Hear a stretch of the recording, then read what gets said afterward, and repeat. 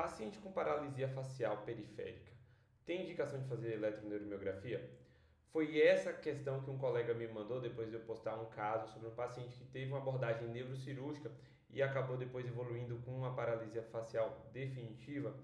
E a questão era, será que meus pacientes com paralisia facial têm indicação de receber esse tipo de exame, né, para avaliar o quê? E aí eu mostrei duas imagens, uma da avaliação do ramo facial e uma avaliação de um exame que a gente chama de Blink, certo? Que é a avaliação do reflexo do piscamento. E aí, aqui vão algumas considerações. A eletroneuromiografia é um exame que pode ser utilizado nessa condição, é um exame útil, não invasivo e com um desconforto leve, assim, tolerável para o paciente. Aqui eu vou trazer dois pacientes que a gente fez recentemente esse exame de eletroneuromiografia com a avaliação do Blink, né, que é a avaliação desse reflexo, e qual é o racional em cima disso. Inicialmente, eu posso usar então a condução motora do nervo facial para avaliar os ramos e ver se existe ainda condução naquele lado lesado de um possível nervo lesionado parcialmente ou totalmente cortado, né, amputado, digamos assim. E de maneira muito interessante, o que a gente consegue ver é que essa lesão tem um caráter preditivo quando você usa a eletroneuromiografia. Por quê?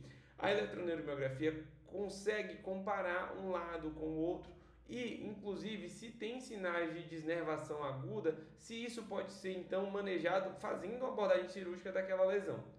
A outra parte do exame, que seria o blink reflex, né, que é o reflexo do piscamento, a gente usa então um outro racional, que é o seguinte: você dá um estímulo elétrico, né, um choque na face do paciente, o paciente pisca o olho, porque a aferência da face é mediada pelo trigêmeo, que é o quinto par craniano.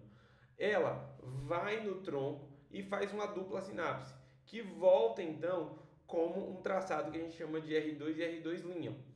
Esse reflexo, se presente, mostra então a integridade da via facial, tanto ipsilateral quanto contralateral. E aí é legal a gente comparar então a região que está lesada com a região que está íntegra, porque a gente vai ver que na região íntegra o ipsilateral está preservado, mas na região lesada o contralateral é que vai estar preservado.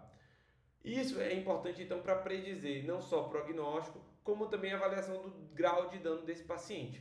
Se você tem mais dúvidas sobre eletroneuromiografia, manda aqui. Um abraço.